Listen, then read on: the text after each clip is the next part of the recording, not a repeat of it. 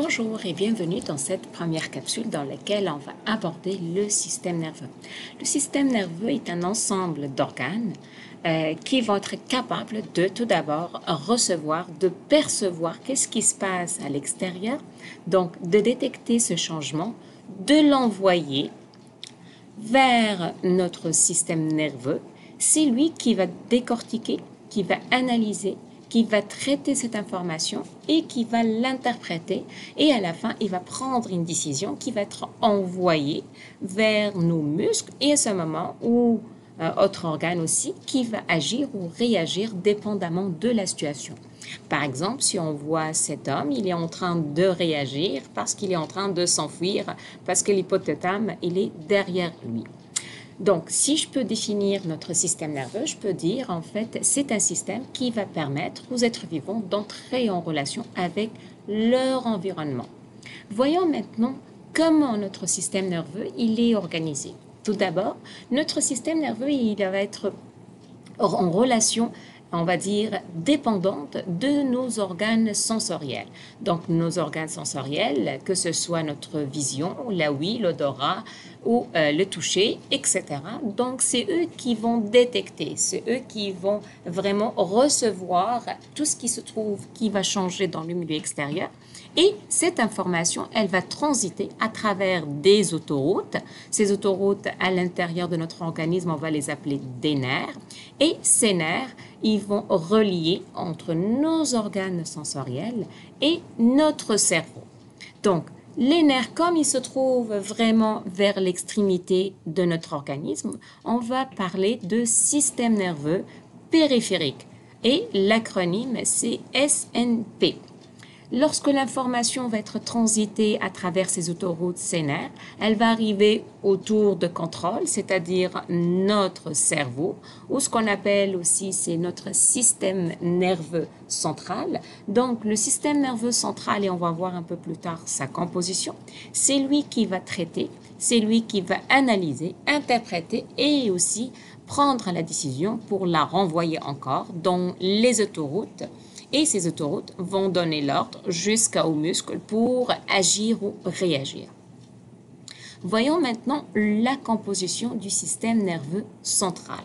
Le système nerveux central, si j'essaie de le comparer, c'est comme une tour de contrôle. Donc, une tour de contrôle, qu'est-ce qu'elle va faire? Elle va recevoir toutes les informations et par la suite, elle va essayer de, par exemple, de les analyser, de malaxer entre ces informations, de les interpréter et à la fin, elle va prendre une décision et cette décision va être renvoyée plus tard. Donc, notre système nerveux central, il est composé par deux structures les plus importantes. On va parler de l'encéphale, tout ça c'est l'encéphale, et on va parler de plus d'un petit tuyau, ok, ou d'un long tube qu'on appelle la moelle épinière.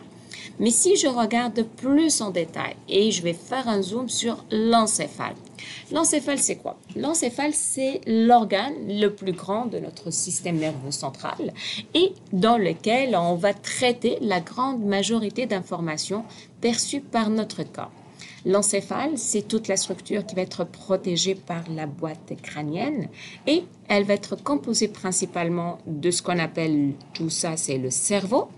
Et juste en bas, on va retrouver une petite structure qu'on appelle le cervelet et ça finit par un petit, on va dire, un petit embranchement ou un petit tube qui commence un peu large au début, puis ça commence à devenir plus mince, qu'on appelle le tronc cérébral. Mais je tiens quand même à attirer votre attention à deux structures qui se trouvent vraiment en bas du cerveau. Ce sont deux structures qu'on appelle l'hypothalamus ici et l'hypophyse. Ce sont deux structures qui font partie de notre cerveau.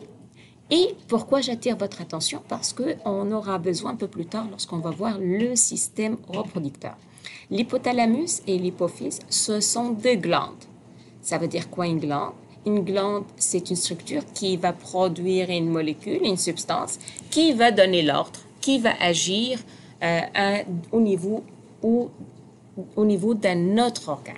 Donc, on retient bien les deux mots, hypothalamus et hypophyse. Pourquoi? Parce que ce sont deux glandes qui vont vraiment intervenir lorsqu'on va parler au niveau de notre système reproducteur. Parmi les maladies qui touchent notre système nerveux, on va dire central ou notre encéphale, on parle de céphalée. Céphalée, généralement, dans le jargon de tous les jours, on va parler de maux de tête. Ça peut être des maux de tête ou des céphalées au niveau des sinus ici. Donc, généralement, lorsqu'on a une sinusite ou une grippe ou peu importe, on est congestionné. On va parler de maux de tête au niveau du front lorsqu'on a peut-être un changement de notre tension. Et on parle de migraine lorsque ça va toucher plus des endroits plus généralisés dans notre tête, soit en arrière, soit en avant, puis ça va perdurer plusieurs, on va dire plusieurs heures, parfois plusieurs journées. Il y a un autre type de maladie qui touche notre cerveau. On parle de encéphalopathie, donc traumatique. Généralement, lorsqu'on reçoit des chocs violents, qu'est-ce qui arrive? Ben, on commence à perdre certaines neurones commencent à dégénérer et cela va entraîner aussi pas mal de problèmes de santé, soit des troubles de vision, des maux de tête, etc. Voyons maintenant la deuxième structure de notre système nerveux central. On parle de la moelle épinière. Moelle épinière, et faites attention, ne pas mélanger avec la moelle osseuse qu'on a vue qui se trouve à l'intérieur des os. La moelle épinière, c'est vraiment fait partie de notre système nerveux. Donc, c'est un canal, ok, qui va traverser la colonne vertébrale.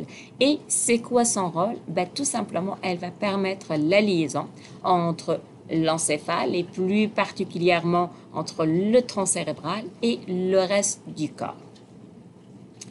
Y arrive, par la suite, on va retrouver notre système nerveux périphérique. Notre système nerveux périphérique, pourquoi on l'appelle périphérique? Parce qu'il se trouve aux extrémités. Donc, il va être composé par quoi? Il va être composé par, on va dire, un réseau d'autoroutes. Et ce réseau d'autoroutes, ça se résume à un réseau de nerfs. Ces nerfs, en fait, ils vont patrouiller, ils vont se retrouver un peu partout dans notre organisme. Et ils vont assurer la relation, le transit de l'information entre le système nerveux central et le reste du corps, soit durant la réception, soit durant, le transit de l'ordre pour l'exécution. On retrouve deux types de nerfs, les nerfs crâniens et les nerfs rachidiens, ou tout simplement, on va les appeler aussi des nerfs spinaux. Les nerfs crâniens, on va retrouver à peu près une douzaine. Ils vont se retrouver au niveau de notre encéphale, donc ils ne vont pas sortir de l'encéphale et généralement, ils ne vont pas passer par la moelle épinière. Ces nerfs crâniens, ils vont contrôler principalement les muscles de la tête. Donc, ils vont permettre de transmettre l'information ou l'ordre à ces muscles. On va retrouver principalement le nerf olfactif, le nerf optique, le nerf trochléaire. Le nerf trochléaire, c'est un nerf qui est vraiment très important. C'est lui qui va assurer pas mal d'actions motrices. Donc, c'est au niveau de l'action.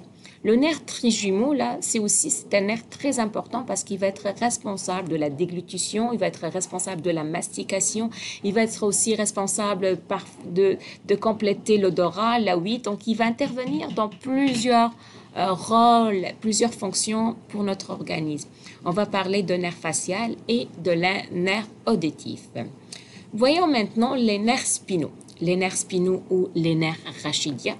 On va retrouver à peu près 31 nerfs qui vont transiter, qui vont se retrouver un peu partout dans notre corps et qui vont se rattacher à la moelle épinière. Donc, c'est eux qui vont permettre la relation entre la moelle épinière, donc notre système nerveux et l'organe, que ce soit pour recevoir ce qui se passe à l'extérieur, soit pour donner l'ordre à exécuter. Il arrive parfois qu'il y a des accidents qui vont toucher la moelle épinière. Si, en fait, la rupture va affecter au niveau la moelle épinière vraiment en bas, généralement, qu'est-ce qui arrive? Notre système nerveux central ne peut plus transmettre l'ordre aux membres inférieurs et par la suite, je suis plus capable ni de détecter qu'est-ce qui se passe, ni de réagir. Donc, je serai plus, on va voir ce qu'on va parler de paraplégie. Si, par exemple, alors la rupture va toucher plus la moelle épinière en haut, on va parler de tétraplégie. Et avec ça, j'ai terminé la première capsule d'introduction du système nerveux. Dans la prochaine, on va parler plus de neurones et de neurotransmetteurs.